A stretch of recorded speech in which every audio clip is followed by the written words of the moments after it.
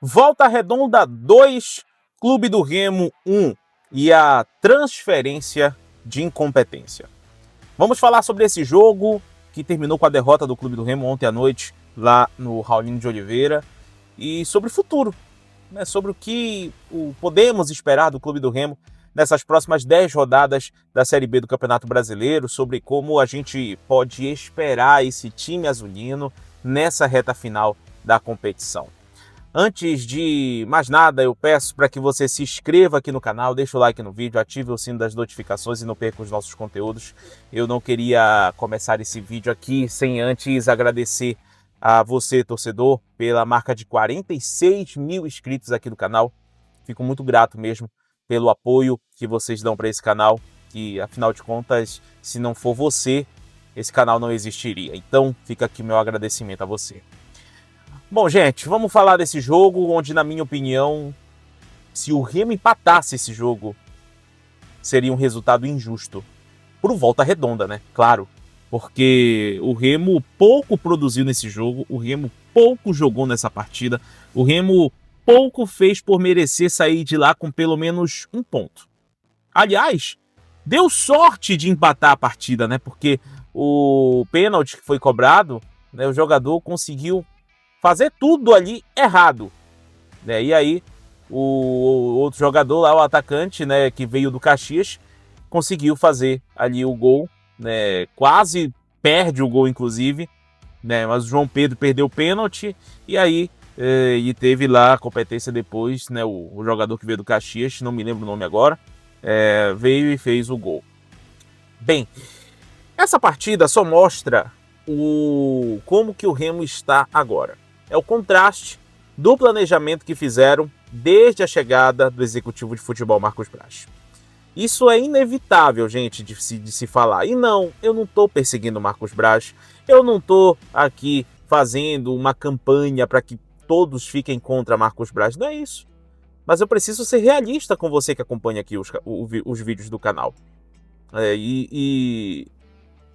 Só mostra que todas essas 16 peças que vieram, e pasme, algumas nem sequer estrearam e nem sequer vão estrear. É essa a realidade. Essas peças elas não vão encaixar. Faltam 10 rodadas para terminar a Série B e o Remo vai ficar nisso. Hoje, na minha opinião, o Remo se despede de uma luta pelo acesso. Agora a campanha do Clube do Remo é pela permanência na Série B do Campeonato Brasileiro. E eu vos explico por quê. Em 2021, quando chegou nessa mesma época, nesse mesmo período, o Remo teve uma campanha para fazer, se eu não me engano, 6 pontos, né, para escapar do rebaixamento. E o Remo não conseguiu fazer 6 pontos. Neste ano de 2025, o Remo tem 39 pontos. Precisa praticamente aí de 6 pontos também para se livrar do rebaixamento. E está aí agora. De verdade, eu acredito muito que o Remo não vai cair. Que o Remo vai conseguir permanecer, mas vai ser um sofrimento. Um sofrimento porque essas peças que vieram para o Clube do Remo, elas simplesmente não vão encaixar. Não vão encaixar. Essa é a realidade. E agora cabe ao torcedor azulino talvez rezar e acreditar que o Guto Ferreira vai conseguir levantar novamente esse time nessa próxima partida que o Remo vai ter pela frente contra o CRB, que é no próximo domingo, 4 da tarde, lá no Mangueirão. Aliás, no sábado, né? 6 horas. No sábado ou no domingo, enfim. Sábado, 6 horas da tarde. Sábado, 6 horas da tarde. Domingo é outro jogo do outro time paraense. Então, vai ficar um negócio complicado se o Remo começar a ter uma sequência negativa agora. Porque a tabela está muito equilibrada. Uma vitória te leva lá para cima. Vídeo Atlético Paranaense, né? Que agora é 5º colocado. Agora uma derrota, meu amigo, te joga lá para baixo e você vai ladeira abaixo. E aí fica muito complicado o negócio. Bem, vou colocar aqui o trecho do Flávio Garcia, o auxiliar técnico permanente, que comandou, né, o Clube do Remo ontem. O Guto Ferreira não ficou à beira do campo, ele acompanhou a partida lá das tribunas, né, do Raulino de Oliveira. Então bora colocar o que o Flávio Garcia falou a respeito dessa partida. Realmente o Volta hoje, principalmente no primeiro tempo, fez um jogo melhor. Nós sabíamos que eles iam jogar muito pelos lados com os laterais, tanto com o Johnny do lado direito como do lado esquerdo. Nós tentamos jogar eles para fora do nosso bloco de marcação, deixar o time um pouco mais fechado por dentro, justamente para eles não terem a bola com o Ítalo. Esforçou o Ítalo a jogar por fora para tentar fazer a superioridade, principalmente ali pelo lado direito do time do Volta. Infelizmente nós perdemos muitos duelos, e aí no momento que sofremos o cruzamento, sabíamos que eles cruzariam muitas bolas hoje. A gente até conseguia ganhar a primeira, mas a nosso rebote ali de segunda bola estava muito distante, e eles pegavam e finalizavam principalmente da entrada da área. A gente tentou corrigir isso no segundo tempo, com a entrada do Jaderson e do Janderson ali, a gente fez uma mudança de sistema. Começamos a cobrir um pouquinho mais a bola com os dois da frente, né, o Marrone e o João. A ideia com o Marrone era estar ele mais próximo do gol, estar próximo ali para fazer jogada combinada com o João e não correr tanto atrás do lateral, né? E aí nós botamos duas forças do lado, que é Janderson e Jaderson.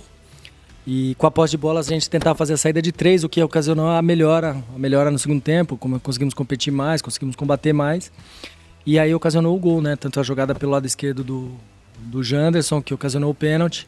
Já era a terceira ou quarta jogada por ali. Conseguimos empatar. No final, talvez por uma reação natural do empate, a gente baixou demais as linhas, o Volta voltou a subir um pouco mais a pressão. E no fim a gente sabia que a maior parte dos cruzamentos dele seriam no segundo pau e não conseguimos cortar, e o jogador do Volta foi muito feliz ali. É muito frustrante pra gente, né? A gente não pode se acomodar a não conseguir o resultado.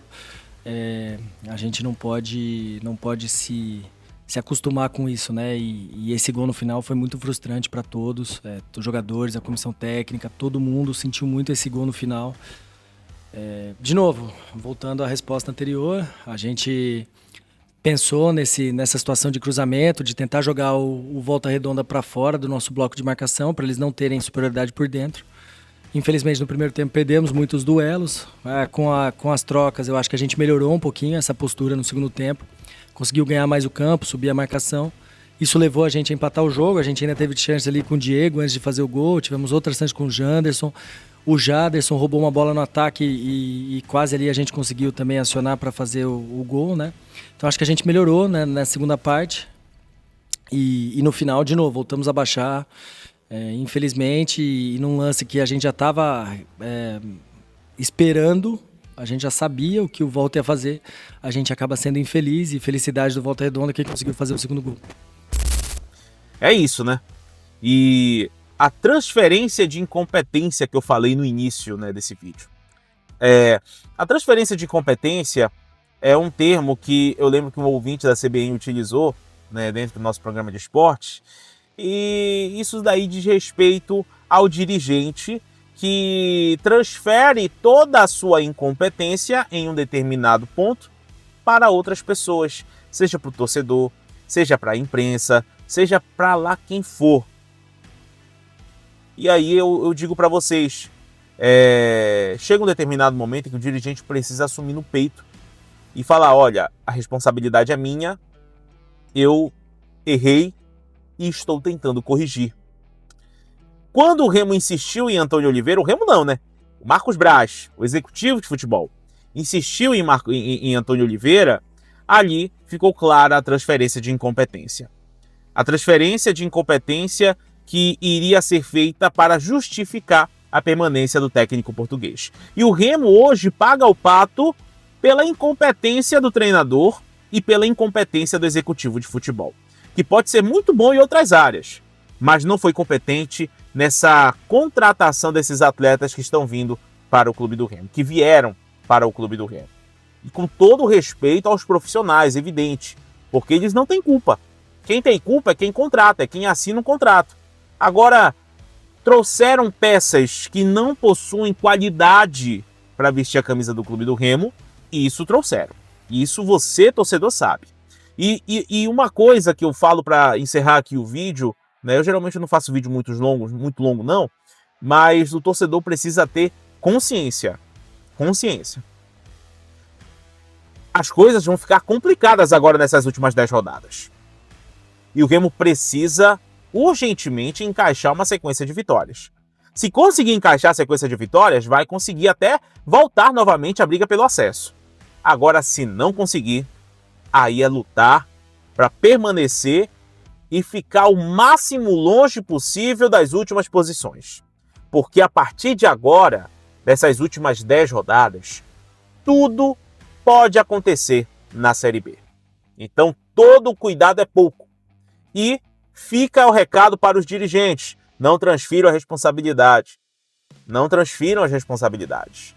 Vale para o executivo de futebol, vale para o presidente e vale também para os atletas. Porque os atletas jogam lá, eles são profissionais, eles treinam e precisam ter competência para não fazer esse papelão. Tanto no jogo passado contra o Atlético Goianiense no Bainão, como ontem no jogo contra o Volta Redonda. Coisas precisam mudar. Talvez o fator novo do Guto Ferreira possa trazer aí bons ares novamente para o clube do Remo. Mas eu quero saber a tua opinião, torcedor azulino. Me fala aí quem é o maior responsável por essa sequência negativa do clube do Remo. Eu quero te ouvir, eu quero interagir com você. E por favor, se inscreva aqui no canal, deixa o like no vídeo, ativa o sininho das notificações e não perca os nossos conteúdos. Valeu, tamo junto e até a próxima.